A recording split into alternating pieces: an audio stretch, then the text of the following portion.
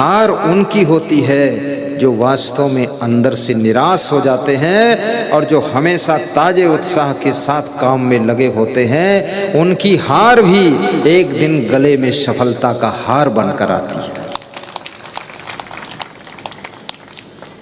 हिम्मत चाहिए इंसान को हैरानी में, बना हुआ काम बिगड़ जाता है नादानी में। हिम्मत बहुत बड़ी चीज है, धैर्य रखिए। जहाँ इतना तुमने किया है थोड़ा और परिश्रम कीजिए, और आपकी प्रारब्ध भी आपकी परीक्षा लेती रहती है। उतार चढ़ाव जीवन में आते हैं, घबराइए मत। अपने परिवार को ढंग से संभालिए, किसी के साथ में दुर्व्यवहार न कीजिए। तुम्हारी किसी आदत से परिवार के सदस्य यदि दुखी होते हैं, उस आदत को छोड़ दीजिए। जिस बात से तुम्हारे घर में उलझन मचती है उस बात को बंद कर दीजिए, और जिस तुम्हारे आलस्य के कारण घर में कलह कलेश होता है उस आलस्य को हटाइए, परिश्रम कीजिए। और जिस स्वभाव से घर में अशांति रहती है स्वभाव को बदल दीजिए। इसलिए मनुष्य जीवन को श्रेष्ठ कहा गया है कि यहाँ पर अपने आप को बदलने की सुविधा है, स्वयं को चेंज करने की सुविधा है। पशु पक्षी की खानी में अपने को चेंज करने की सुविधा नहीं है। इसलिए मनुष्य जीवन महान कहा गया है। बड़े भाग्यमान स्तनपान। मनुष्य शरीर में पहली सुविधा यह है स्वयं को बदल सकते हो। दूसरी सुविधा यह है कि आप सत्संग और ज्ञान को श्रवण करके भक्ति करके मोक्ष भी प्राप्त कर सकते हो। और तीसरी सुविधा यह है कि नए कर्म कर सकते हो, और नए कर्म तथा पुराने कर्मों को प्रारब्ध के रूप में भोग भी सकते हो। ये कर्म भूमिका भी है, भोग भूमिका भी है, मोक्ष भूमिका भी है, और चेंज भूमिका भी है। यहाँ तुम अपने आप को पूरा पूरा बदल सकते हो, चेंजिंग आप में हो सकती है। आपके जिन जिन आचरणों से घर में गरीबी आ रही उन आचरणों को छोड़िए।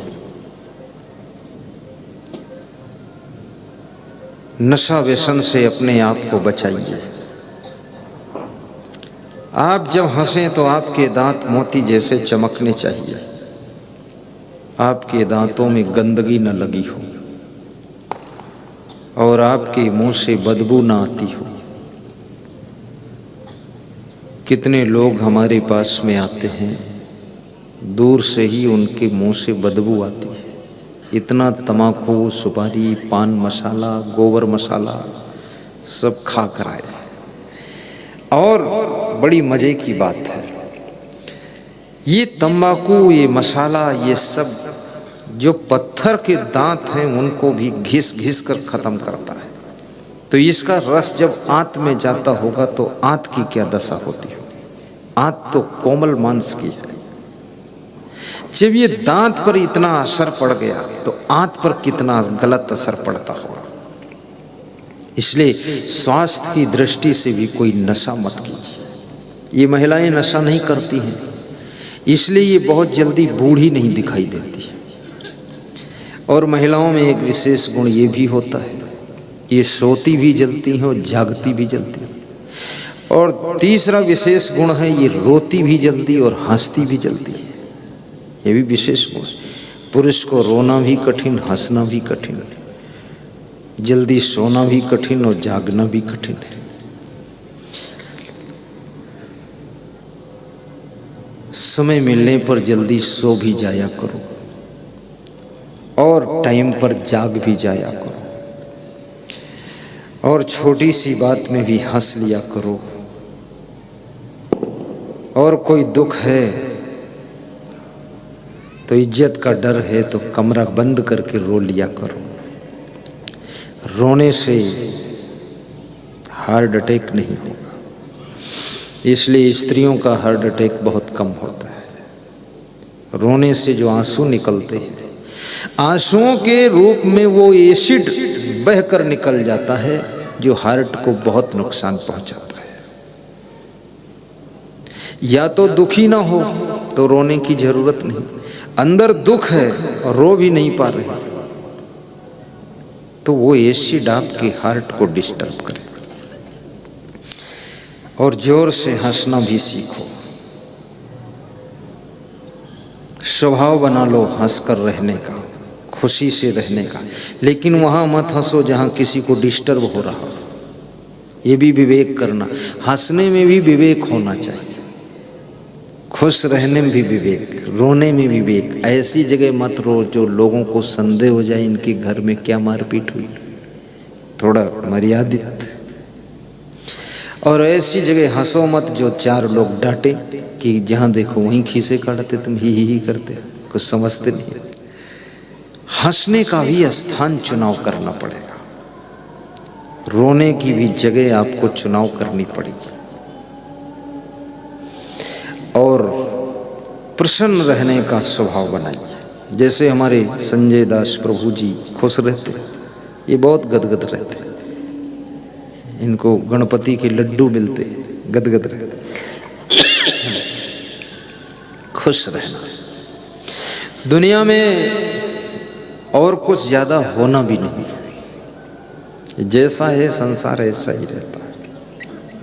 आपके पिता के पिता के पिता भी इसको संभालते रहे, ये ऐसा ही रहा। तुम समझो इसको बिल्कुल कंप्लीट कर दूंगा तब खुश हो जाऊंगा, ये बिल्कुल कंप्लीट होगा ही नहीं, अधूरापन रहेगा। आपका बेटा जैसा है उसी को संभालिए, एडजस्ट अपने को भी कीजिए। आप अपने माता पिता के साथ में खुद को एडजस्ट करना सीखिए। तुम सोचो इनको पूरा सुधार दूंगा, नहीं सुधरेंगे। वे सोचते हैं तुम बिगड़े हो, तुम सोचते हो वो बिगड़े, और खुद के बारे में कोई नहीं सोचता कि हम बिगड़े। बेटा कहता है पिताजी अगर सुधर जाए तो घर में शांति आ जाए, और पिताजी कहते हैं लड़के लोग सुधर जाए तो पूरी शांति आ जाए। दोनों बैठकर सलाह भी नहीं कर सकते कि हम तुम बिगड़े क्या क्या।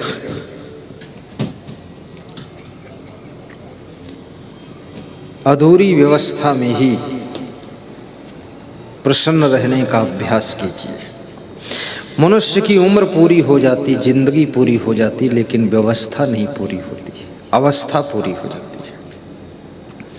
चाहे जितना तुम मकान बना लो, दुकान बना लो, कुछ भी कर लो, सब पूरा नहीं होता है। उसी तरह की आगे प्लानिंग आपके निकल आते हैं। इसलिए कुछ लोग सोचते हैं सब ठीक हो जाएगा तब सुख से रहेंगे, ऐसा तो कभी हुआ नहीं। भगवान राम के लाइफ में सब ठीक नहीं हुआ। राम का वनवास हुआ, ये कोई कम दुख था, लेकिन राम ने सह लिया, मुस्कुराते हुए स्वीकार कर लिया।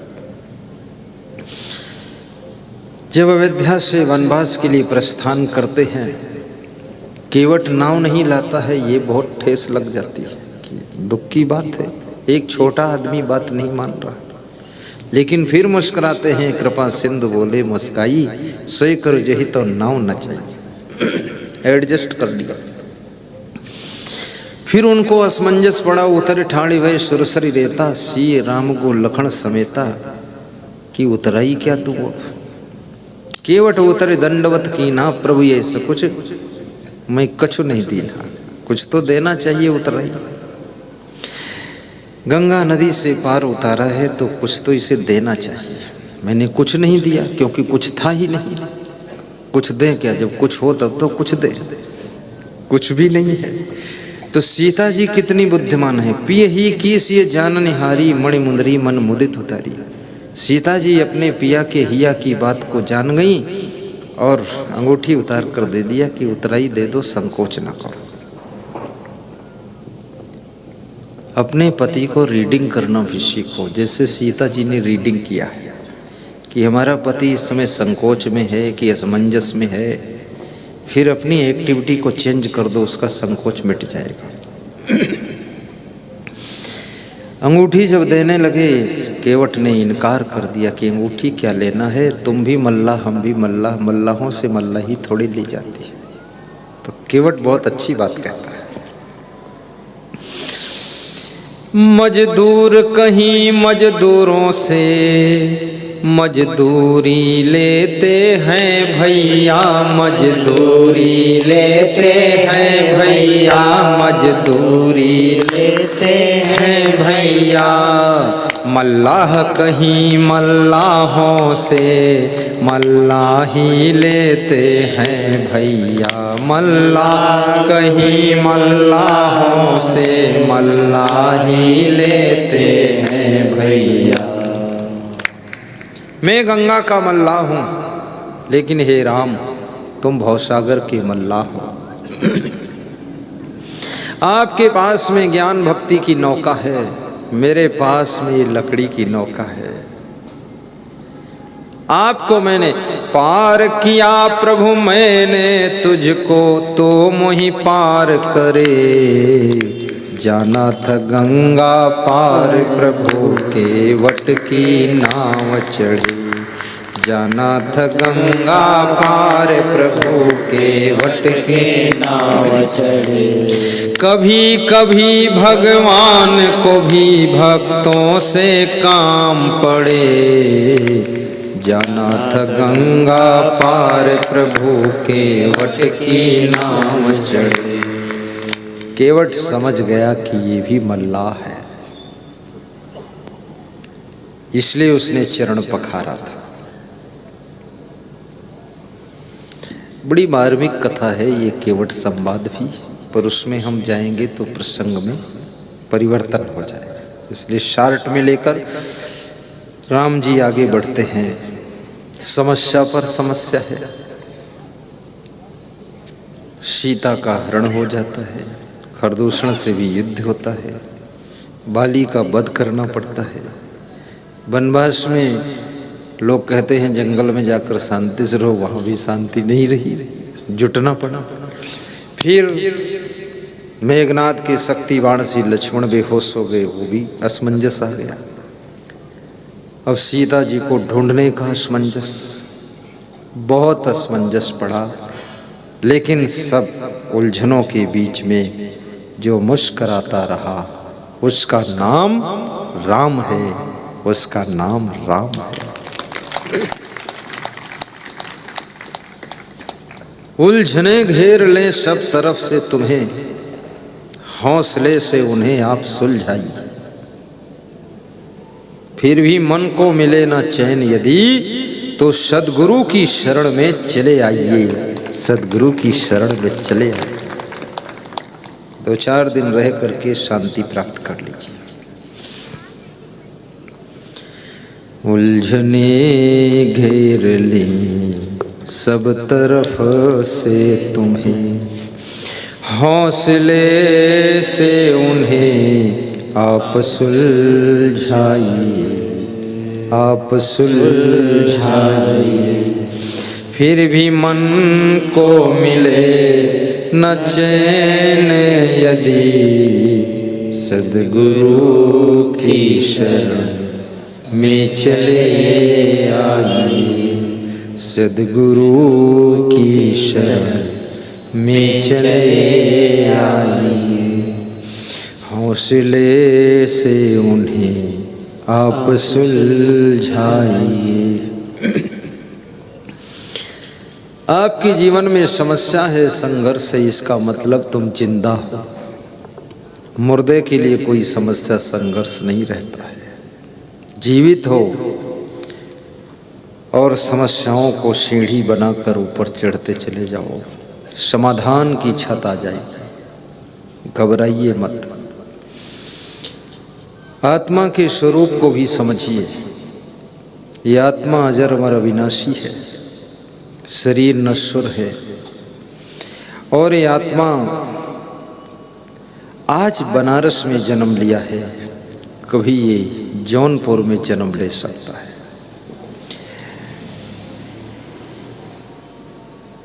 बहुत सी पुनर्जन्म की कथाएं आपके सामने आती होंगी कि इस आत्मा का पुनर्जन्म भी होता है, और जैसा तुम जन्म लेना चाहो वैसा तुम यहाँ कर्म कर सकते हो। तुम्हारे कर्मों के अनुसार, स्वभाव के अनुसार ही नेक्स्ट जन्म होगा। जैसी तुम्हारी अभिरुचि है वैसा ही स्थान मिलेगा आपको। इसलिए ऐसे कार्य कीजिए कि आपका जन्म नंबर 1 भारत देश में हो, नंबर 2 आपका जन्म भारत देश में ऐसे प्रदेश में हो कि काशी नगरी के आसपास में, अगर उत्तर प्रदेश में हो, बिहार में हो, मध्य प्रदेश हो, छत्तीसगढ़ हो, तो ये आपकी आत्मा का सौभाग्य होगा। और ऐसे गांव में जन्म हो जिस गांव में भक्ति सत्संग का प्रभाव हो, ऐसे घर में जन्म हो जहां पर पहले से सत्संग का प्रभाव मिले, तो समझ लो आपके पुण्य बहुत प्रबल हो गए।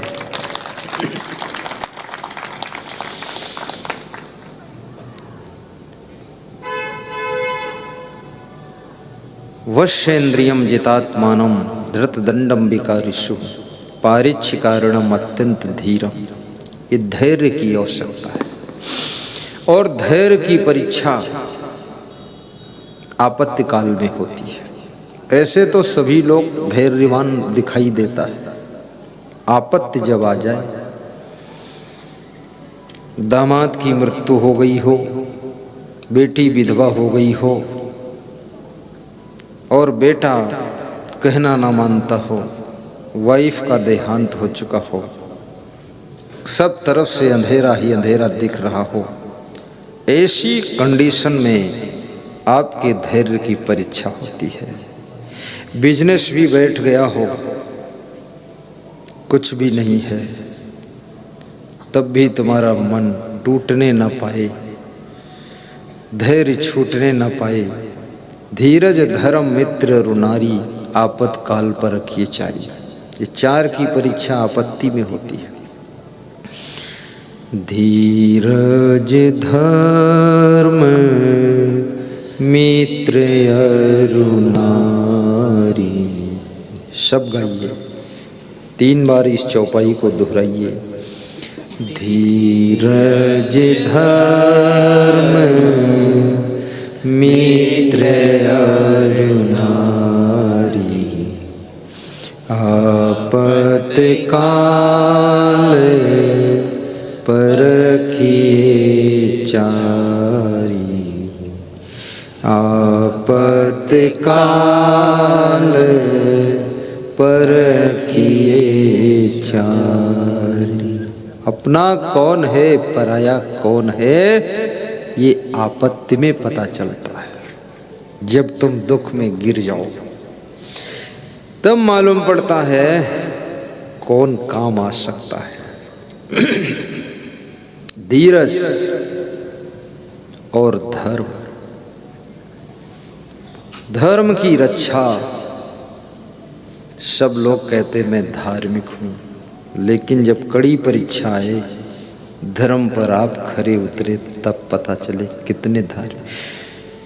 लक्ष्मण को शक्ति बाण लगा, सुषेण वैद्य को लाया गया। सुषेण वैद्य ने श्री राम जी से पूछा मेरी क्या जरूरत है।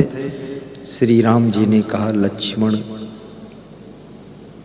को शक्ति बाण लगा है, मूर्छित हो गए हैं, इनका इलाज करिए। सुषेण वैद्य ने कहा मैं राजा रावण का नमक खा चुका हूँ और उसका मैं वैद्य हूँ, लंका का, मैं उनके दुश्मन का इलाज कैसे करूँ, ये तो नमक हरामी हो जाएगी। आप कहो तो मैं कर दूँ अधर्म फिर।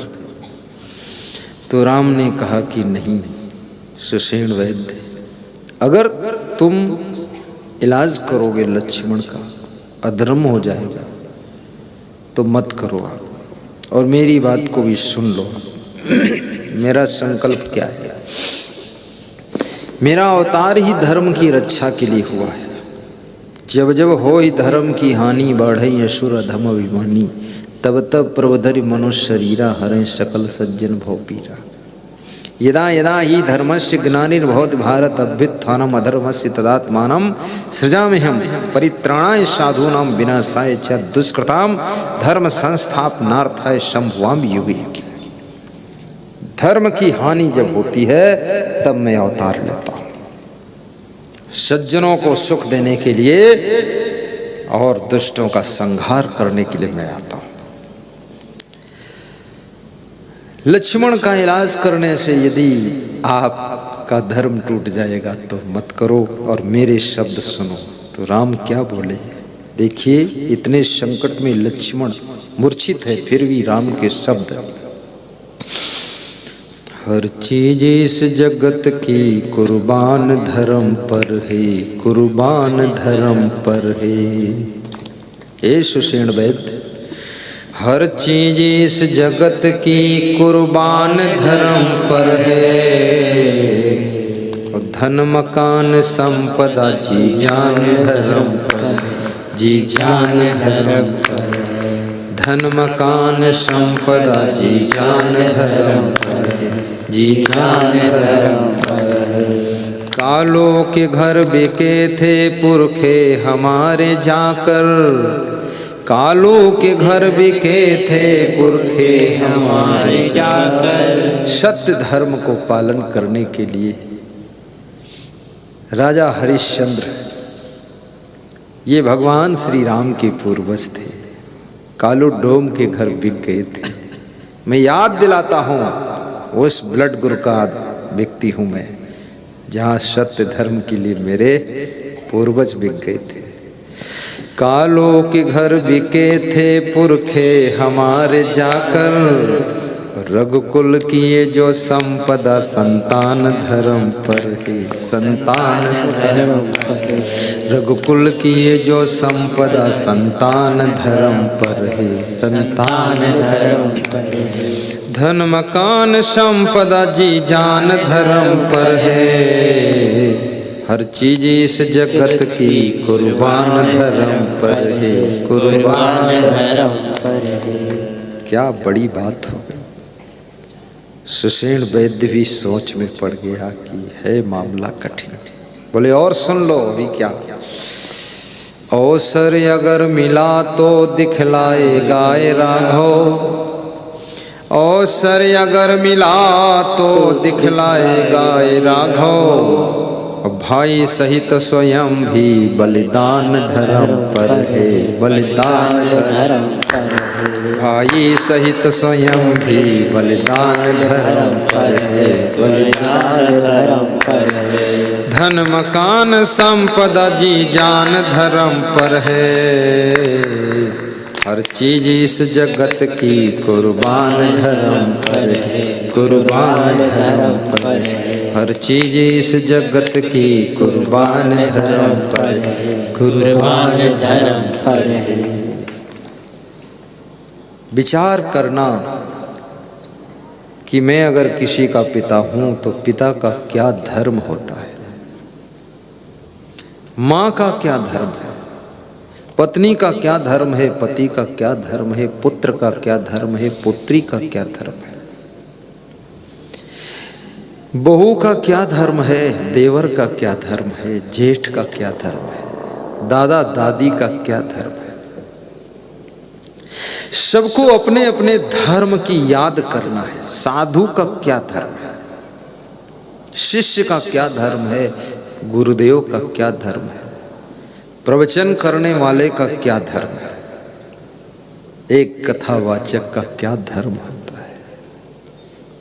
बाबा ठीक है नहीं, सबका धर्म, एक व्यक्ति के साथ में अनेक धर्म जुड़े होते हैं।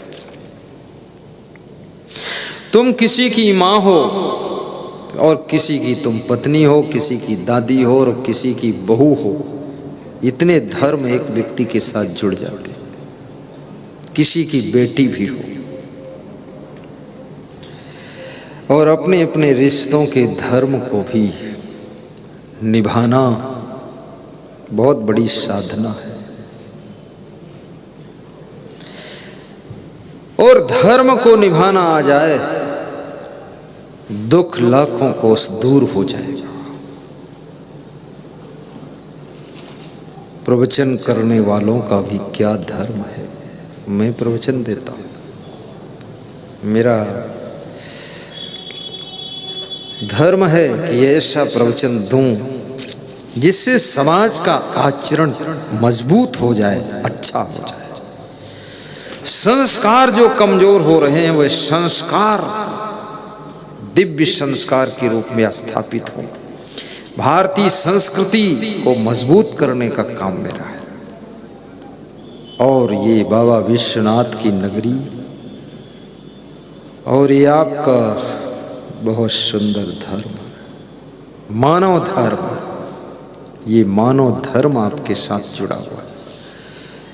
इस धर्म को पहचानो। मानव के साथ में हमें कैसा व्यवहार करना है।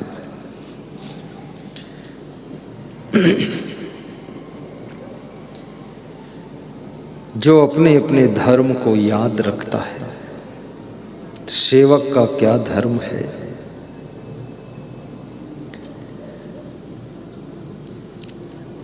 घर में कोई डिस्टर्ब नहीं होगा। फिर सुषेण वैद्य ये सुन करके बोलता है कि वैद्य का भी धर्म होता है रोगी का इलाज करना, और रोगी में भेदभाव न मानना कि देश का है कि विदेश का है, अपना है कि पराया है। ये वैद्य का स्पेशल धर्म होता है। इसलिए मैं लक्ष्मण का इलाज करता हूं, अपने स्पेशल धर्म का। बोले फिर क्या चाहिए? बोले संजीवनी बूटी कहाँ मिलेगी? द्रोणागिर पहाड़ पर। क्या पहचान होगी?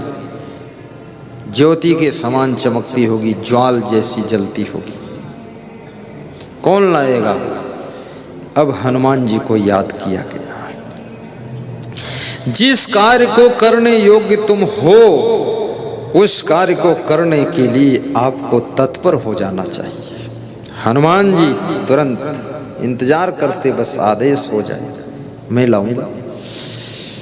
आज्ञा मिली, हनुमान जी गए। यहाँ जो लक्षण बताया गया तो द्रोणागिर पहाड़ पर देखा कि सभी बोटियां ज्वाल के समान चमक रही हैं। रावण ने मायावी प्रभाव से सब बोटियों को चमका दिया कि भ्रमित हो जाए तो दूसरी बोटी ले जाए भूल से, तब तक टाइम बीत जाए, लक्ष्मण मर जाए तो ठीक। तो हनुमान जी कब चूकने वाले, उन्होंने विचार किया कि यहाँ तो सभी बोटियां ज्वाल के समान चमक रही, ज्योति जैसी चमक रही, अब कौन सी बोटी ले जाऊं और ले जाऊं और सुषेण वैद्य बोल दें ये नहीं है दूसरी लाओ, तो लाने ले जाने में बार बार पलटा पलटी में तो देर हो जाएगी, तब तक तो काम तमाम हो सकता है। इसलिए पूरा मेडिकल स्टोर ही ले चलता हूँ। बुद्धिमान व्यक्ति, इसलिए कहते ना हनुमान जी बहुत बुद्धिमान थे, बहुत ज्यादा।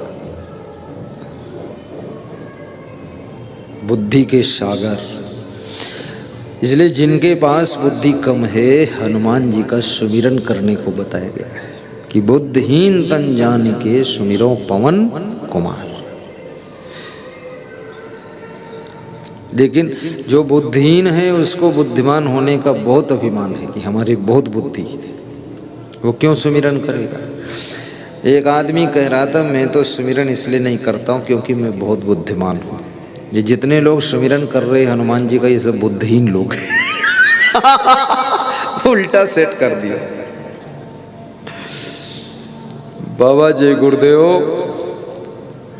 एक गधे को लेकर के सबको बता रहे थे कि देखो ये गधा भी मांस नहीं खाता, बीड़ी नहीं पीता, दारू नहीं पीता, और तुम मनुष्य होकर के ऐसा करते हो। तो एक आदमी कुतर्की था, उसने कहा जितने गधे हैं वही नहीं खाते पीते हैं, बाकी सब खाते उल्टा निकाला। तो बाबा जी गुरुदेव ने गधे को छोड़ दिया। बोले अरे भैया बड़े बड़े गधे सब जगह, इस गधे क्या करोगे। ये कुतर्क से कोई बात सफल होने वाली नहीं। तो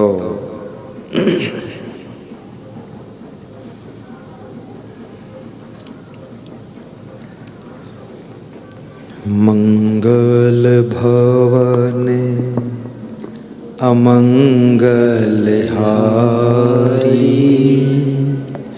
द्रुवहु सुदशरथ अजीर बिहारी। वाह, मंगल भवन। मधुर मधुर गाइए, प्रवचन के बीच में थोड़ा गाना जरूरी है और हंसना हंसाना भी जरूरी। अरे ऐसे गा रहे जैसे रो रहे। पता ही नहीं चल रहा गाती है कि रोती है। थोड़ा ढंग से गाओ। एक लड़की देहात की शहर में गई, वहां शादी हो गई उसकी, शहर में पहली बार गई। वहां से लौटकर जब गांव गई देहात में, तो गांव की लड़कियों ने पूछा शहर में कैसा है। तो शहर बड़ा शहर था, वहाँ इंग्लिश भी बोलते थे लोग। तो लड़की क्या बोली, वहाँ की स्त्रियां शहरों बॉम्बे जैसे शहर में टोपी भी लगा लेती, वो हैट गोल टाइप की। बड़ी नाटक है संसार में। और इस खोपड़ी में कितना मलीदा भरा हुआ है लोगों के, क्या क्या बनाते रहते हैं। तो उसने बताया कि गई रहूं शहर, तो वहाँ मेम साहब बोलते ना शहर में, मेम साहब। तो बोलती है गई रहूं शहर देखी आयूं मैं मन का, और टोपी ऐसे देती जैसे घर की कठौती है, घर की कठौती है। तब लकड़ी की कठौती चलती थी ना, तो वो जैसी होती है वैसा वो टोप रखती है शहर की स्त्रियां। तो बोलती है जैसे घर की कठौती है। बोले और क्या देखा, बोले गाना जब गावे लागे हल्ला कछो परयस, और समझ कछो नहीं पर रोती है कि गौती है। तो थोड़ा तरीके से गाओ, समझ भी नहीं है क्या है ये। इतनी मधुर चौपाई है, तुलसीदास ने रस भर दिया है। मंगल भवन अमंगल हारी, द्रवहु सुदशरथ अजीर बिहारी। आपका भवन मंगल भवन बने, अमंगल दूर हो जाए, वाणी मंगल वाणी हो, आपका जीवन मंगलमय जीवन हो। गाइए चौपाई, आप गाइए मैं सुनता हूं। मैं गाऊं तुम दोहराओ, अभी गा नहीं पाओगे क्योंकि सब अमंगल ही चल रहा। अमंगल क्या, कितने घरों में तो दंगल चल रहा है। बहुत गड़बड़ है। बोलिए मंगल भवन अमंगल हारी, द्रवहु सुदशरथ अजीर बिहारी। बहुत सुंदर गला है आपका। हाँ, महिलाओं में है दम। इधर तो लोगों का दम निकला हुआ है, देखो कितना अच्छा गा रहे हैं। चलो अलग अलग गवा देता हूँ। पहले महिलाएं गाएंगी, पुरुष सुनेंगे, देखो कितना रस है। फिर पुरुष गाएंगे, महिलाएं सुनेंगी, तो फिर मैं बताऊंगा कौन फर्स्ट है कौन सेकंड है। चलो पहले हम गाते हैं, फिर महिलाएं दोहराएं। मंगल भवन अमंगल हारी, द्रवहु सुदशरथ अजीर बिहारी, मंगल भवन।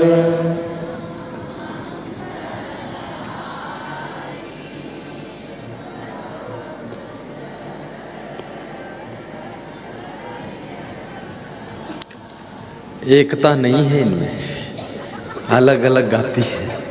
थोड़ा एकता करो तो अच्छा लगेगा। फिर से मंगल भवन अमंगल हारी, द्रवहु सुदशरथ अजीर बिहारी, मंगल भवन। जोर से बोलो।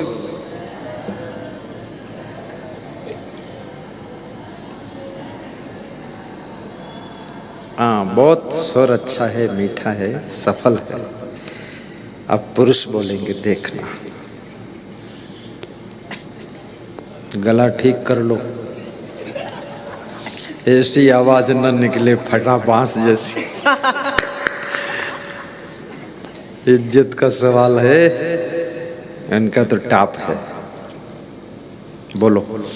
मंगल भवन अमंगल हारी, द्रवहु दशरथ अजिर बिहारी। मंगल भवन अमंगल हारी।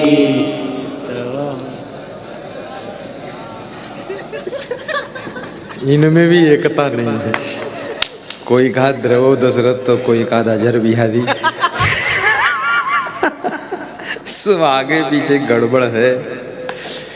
एकता का घर में भी एकता कहाँ है? वो सब आल्हा अलग ही अलग, अपनी अपनी ढपली, अपना अपना राग है। ढंग से कहो। चलो चौपाई बदल देता हूँ, ये थोड़ा कठिन लग रहा है कुछ आपके लिए, हार्ड है, सरल चौपाई देता हूँ।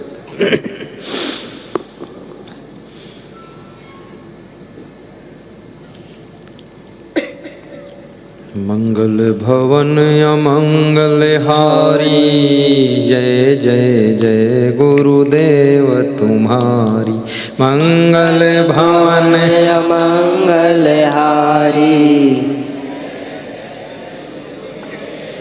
हाँ, थोड़ा जम गया, उसमें द्रवो सो दशरथ गड़बड़ा जाता था। दशरथ का नाम लेने में वैसे भी लोग बहुत डरते हैं, कहा तो कहूँ वही दशा हमारी न हो जाए। बहुत घबराते हैं, इसलिए राम राम तो सब जपते, लेकिन दशरथ के यहाँ बहुत घबराहट की भैया है, मामला कठिन। चलो अब इसको बोलो, ये अच्छा है चौपाई। मंगल भवन अमंगल हारी, जय जय जय गुरुदेव तुम्हारी। मंगल भवन अमंगल हारी, जय जय जय गुरुदेव तुम्हारी। देखो बनारस में एक जैसा तो हो नहीं सकता, क्योंकि बनारस का नाम ही 3 प्रकार का है, तो यहाँ 3 तिकड़म से तो गाएंगे ही लोग। कोई बनारस बोलत, कोई काशी बोलत, कोई वाराणसी बोलत।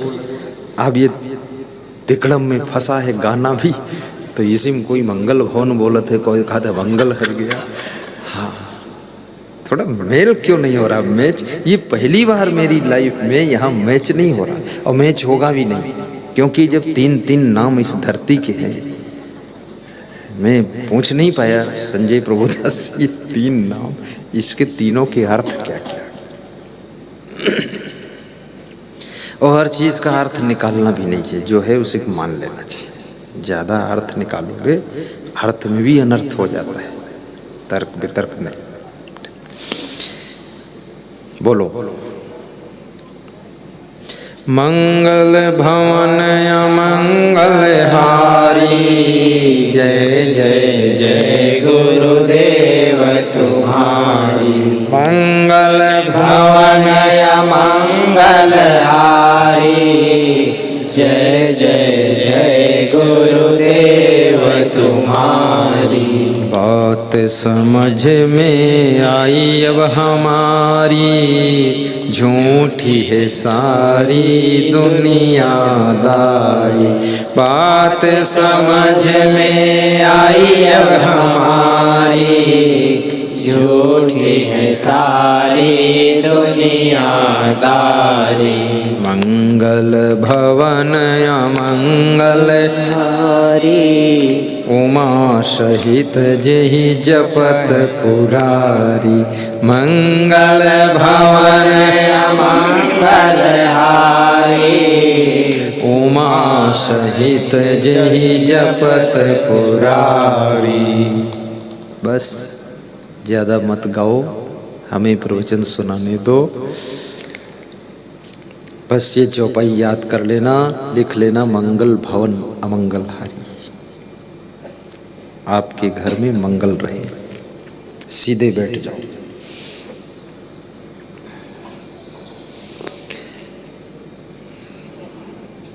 अत्यंत धीरम।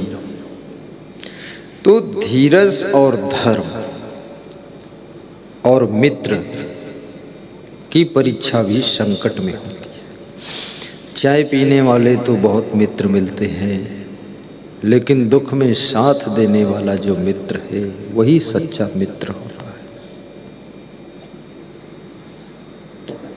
और नारी की परीक्षा तब होती है जब उसका पति संकट में हो, बीमार हो, बिजनेस भी डाउन हो गया हो, पैसे भी कम हो, घर भी अच्छा बना ना हो, गाड़ी ना हो द्वार पर, फिर भी जो नारी खुश होकर के घर की व्यवस्था को संभालती है वही धर्म पत्नी कहलाती है। वो महान देवी होती है जो हंसते हंसते सब काम करती है।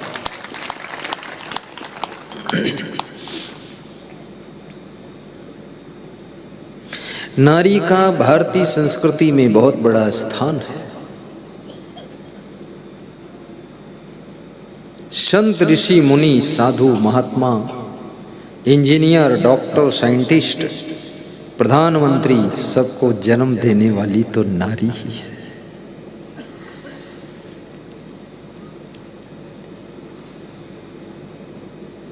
और जो जन्मदात्री है जगदम्बा है ये, इसके उपकार को भी मत भूलना। शरीर को भी जन्म दे और संस्कार को भी जन्म दे, वो नारी बहुत महान होती है। कितनी नारियां तो केवल शरीर को जन्म देती हैं, बाकी संस्कार जन्म नहीं दे पाती, तो उनकी संतान उलटकर उनको ही संताप देती है।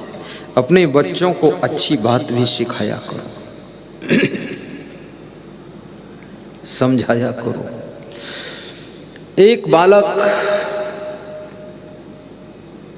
फ्रांस की कहानी है। फ्रांस की गलियों में जोर से दौड़ता हुआ जा रहा था, खेल रहा था। सामने से एक लड़की सिर पर फलों की टोकरी रख करके बेचने के लिए जा रही थी। वो बालक तेज स्पीड में उससे टकरा गया, टोकरी गिर गई, फल लुढ़क कर सब नाली में चले गए और वो बालक भाग गया। लड़की बैठकर रोने लगी। रोने की आवाज़ को सुन करके वो बालक लौट कर आया। बोले थोड़े से फल आपके लुढ़क गए, उसमें इतना रोना धोना मचा रखी।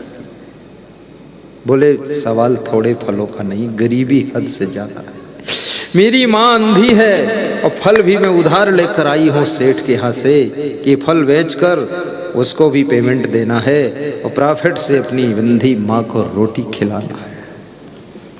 तुमने ठोकर मार करके टकरा करके फल गिरा दिए और भाग गए तुम, इसलिए रो रही हूँ। आज मेरी अंधी माँ भूखी रह जाएगी और सेठ पैसा मांगेगा, कहाँ से दूंगी।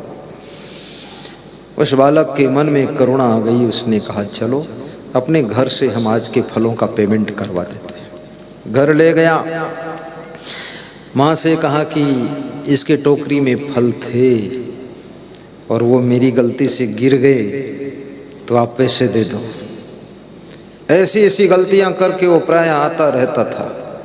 तो माँ ने उसका कान पकड़ा कि एक शर्त पर पेमेंट कर सकती हूँ, 1 महीने का सुबह का नाश्ता तुम्हारा बंद किया जाएगा और ये फल की टोकरी जो गिराई है इसका पैसा उसी में काटा जाएगा। मंजूर है? तो उसने कहा ये मंजूर है, सुबह नाश्ता नहीं करूँगा, उसमें पैसा कटेगा। क्या कोई माँ अपने बेटे के प्रति इतना कठोर हो सकती है? जब माँ बेटे को डांटती है, जब माँ बेटे को थप्पड़ मारती है, जब माँ बेटे को फटकारती है, तो बेटे को लगता है कि ये तो बहुत कठोर है, दुश्मन की तरह में डपट रही। लेकिन नहीं, ये भी माँ का एक अथाह प्रेम होता है, प्यार होता है कि मेरे बेटे को अगर मैं टाइट नहीं करूँगी तो ये भविष्य में और बिगड़ेगा, इसलिए टाइट करती है। 1 महीने का नाश्ता बंद कर दिया गया और उस लड़की को पेमेंट दे दिया गया। लड़की खुश होकर चली गई। 1 महीना पूरा होने के बाद जब उस बालक को नाश्ता माँ ने ला करके दिया तो बालक बोला कि माँ, इतना तू कठोर क्यों मेरे प्रति हो गई थी? बोले बेटे तेरे को महान बनना है, गलती का दंड दिया हूं ताकि तू बार बार गलती न करे। वही बालक आगे चल करके फ्रांस का राष्ट्रपति बना, उच्च सेनापति बना, जिसका नाम नेपोलियन बोनापार्ट था, जिसे महान नेपोलियन भी कहा जाता है।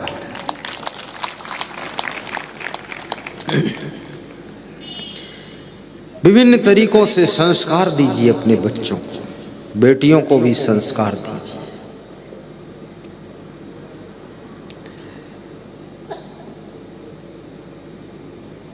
समस्त जगदम्बा स्वरूपा माताओं बहनों को हम धन्यवाद देते हैं।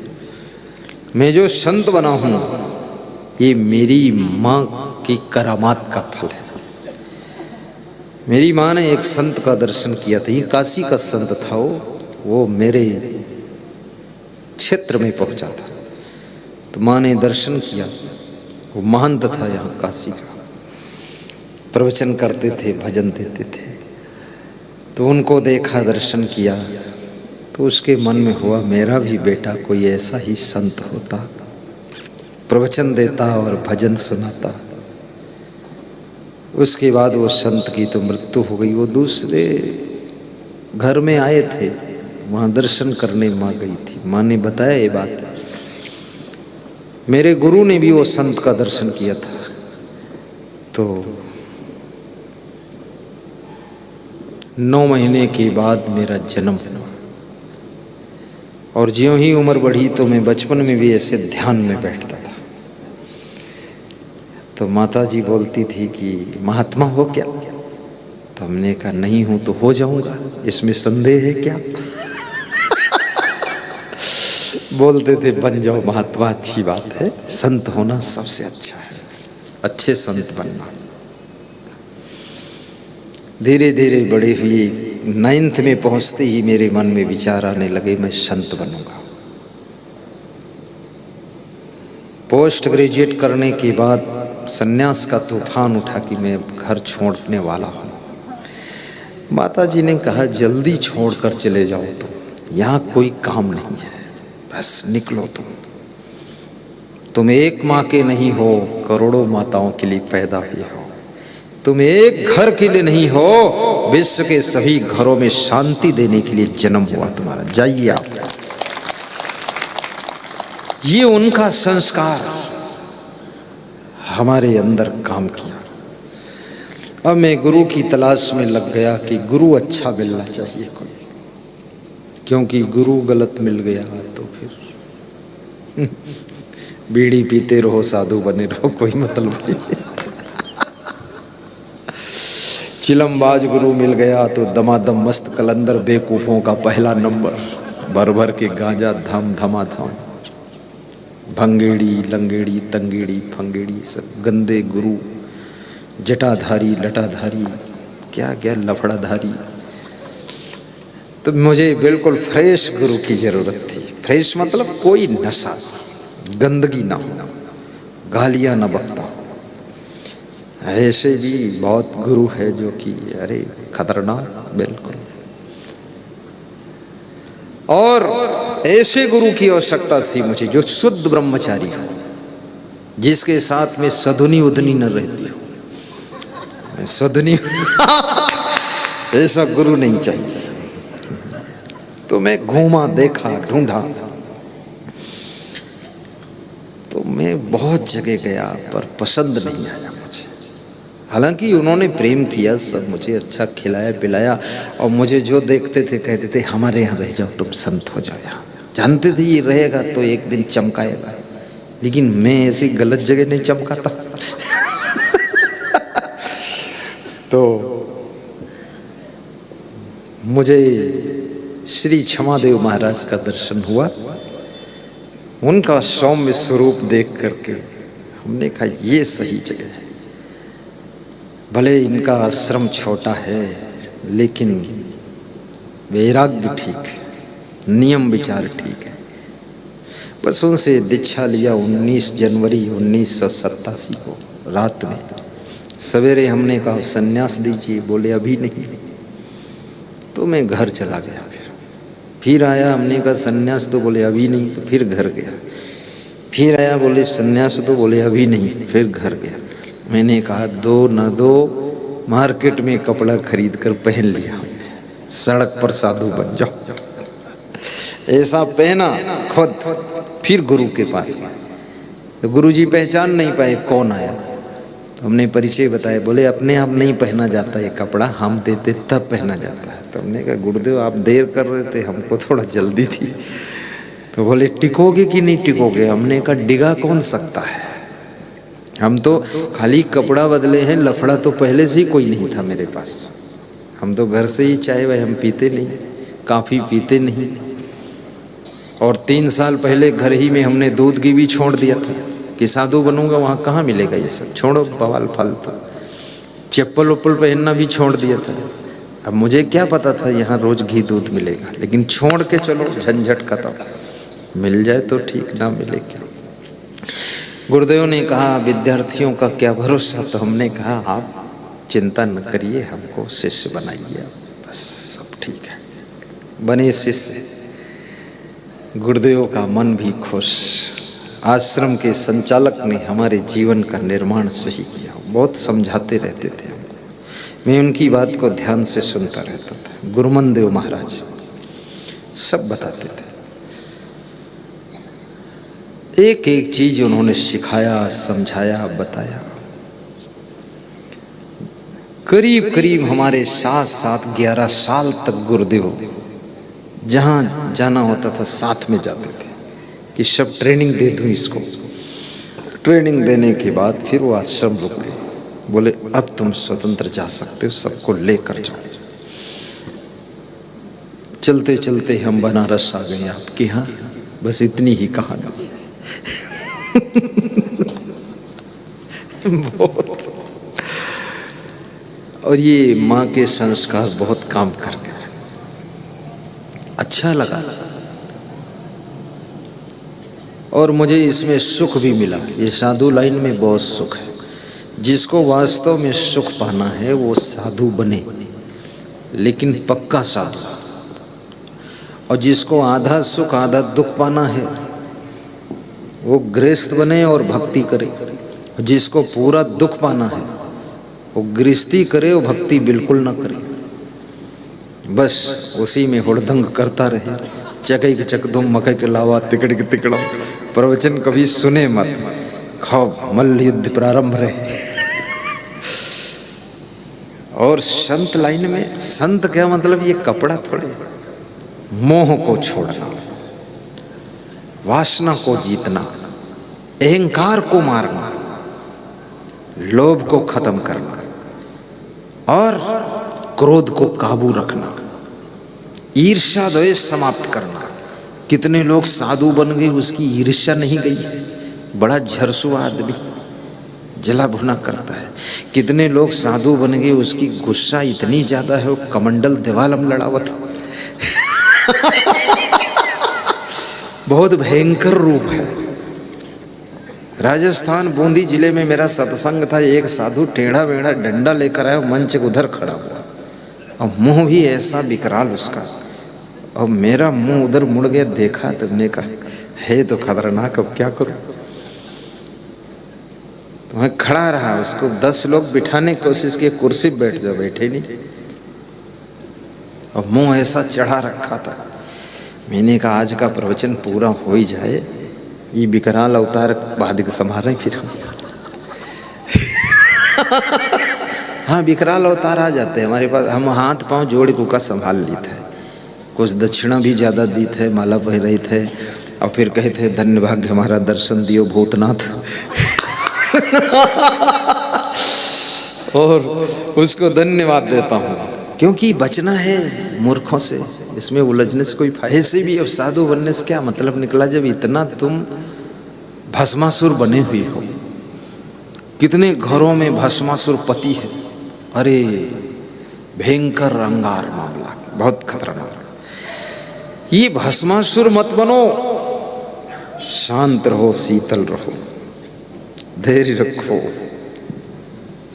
शांति बनाकर रहो, ध्यान ध्यान रखो कि संसार में थोड़ा सहनशीलता, थोड़ा गम खा लेना, थोड़ा माफ कर देना, थोड़ा क्षमा मांग लेना, ये सरलता रखनी चाहिए। कितने साधु बन गए, जहाँ भंडारा हुआ भंडारा खा लिए और फिर जो भंडारा मिला वो अपने घर में दे आए। तो हमने कहा इधर भंडारा उधर भंडाफोर हुआ, ये कौन तरीका है यार? ये साधु का, ये तो जो सदगृहस्थ कथावाचक है वो तो अपने घर को भी संभालता है, जैसे भगवान राम थे। ये प्रभु, संजय प्रभु नाम क्यों बना? क्योंकि आप प्रभु माने राम, आप राम का रूप हैं, इसलिए आपको घर परिवार भी संभालना। लेकिन हम पूरा निहंगम साधु, न पत्नी न पतना, ना बेटा ना कोई लेटा, झंझट खत्म, कोई पचड़ा नहीं, बहुत निहंग। हमारे पास कोई बवाल है ही नहीं, कुछ नहीं। हम लड़कियों को रखते नहीं साथ में, आश्रम पर भी कोई लेडीज रहती नहीं, और जिस गांव में आश्रम है वहाँ कोई लेडीज मिलने आती नहीं, कोई इस परिचय ही नहीं। 4 आश्रम हैं, छत्तीसगढ़ में है, राजस्थान और नेपाल बॉर्डर, कोई माता बहन वहाँ मिलने ही नहीं आती। जब प्रवचन करूँगा तो उसमें सब सुनने आएंगे परिवार सहित। छत पे राउंड करूँगा तो अपनी अपनी छतों से हाथ जोड़ के नमस्कार करेंगे, लेकिन कोई पहचान नहीं, क्योंकि वो जानते हैं कि नाम ही असंग है, वो तो फिर दूर ही रहते हैं। ना रहे बांस ना बजे बांसुरी, फालतू लफड़ा पालने की जरूरत नहीं, ऐसा चीज। और ये मैं इसलिए सुनाता हूं कि संत को ऐसा होना चाहिए, और संत को पहचानने के लिए आप यही पहचानना, संत होगा काम क्रोध लोभ मोह ईर्ष्या द्वेष अहंकार से कंट्रोल में रखेगा, मुक्त रहेगा। दूसरा, संत का कोई एक परिवार नहीं होता है। तीसरा, संत किसी के मोह में फंसता नहीं। चौथा, जो संत है कोई चीज़ का अभिमान करता नहीं, और जो संत है उसके लिए पूरा संसार ही परिवार है, सब उसी का परिवार है, और सबके कल्याण के लिए वो काम करता है, सबके कल्याण के लिए, जिससे सबका उद्धार हो। तो हमारा तो ऐसा जीवन है, कोई नशा वशा भी नहीं, कुछ भी नहीं, सब सामान्य मामला है।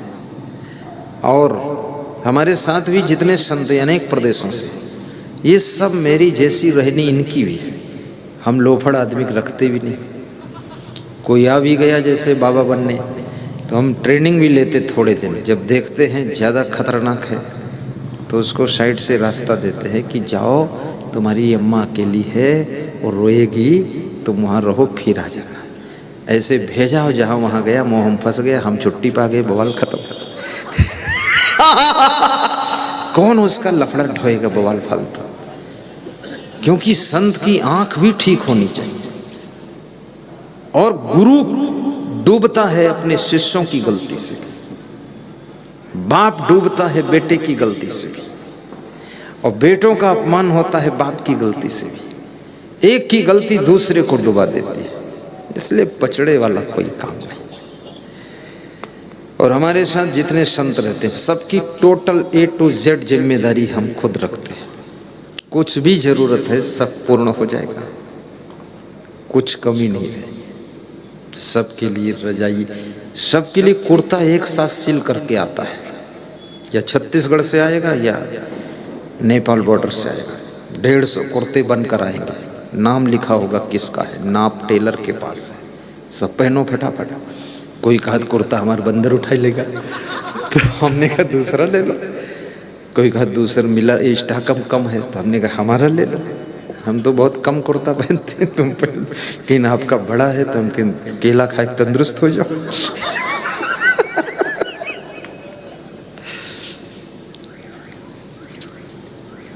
कोई संत को हम सबका बहुत ख्याल भी रखते हैं। हाँ, सबके लिए वाहन का प्रबंध है, सबके लिए सारी व्यवस्था, कुछ कमी नहीं।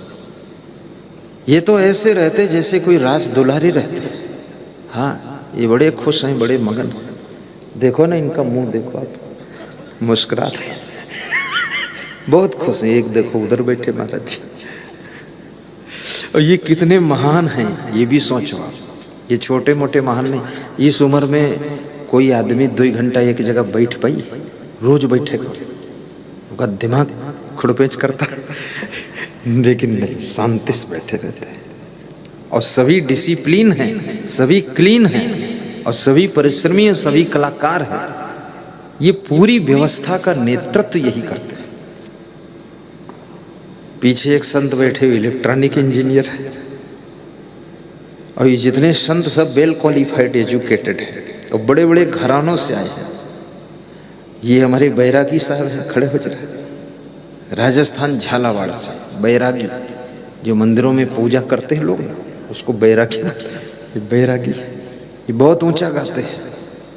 ये मंच पर खड़े होकर गाते हैं और ऐसा पाँव आगे बढ़ाते पीछे बढ़ाते हैं, और खुश भी बहुत होते हैं। ऊंचे गायक हैं, पर इनको हम इसलिए नहीं बुलाते हैं कि आओगे, नहीं आएंगे।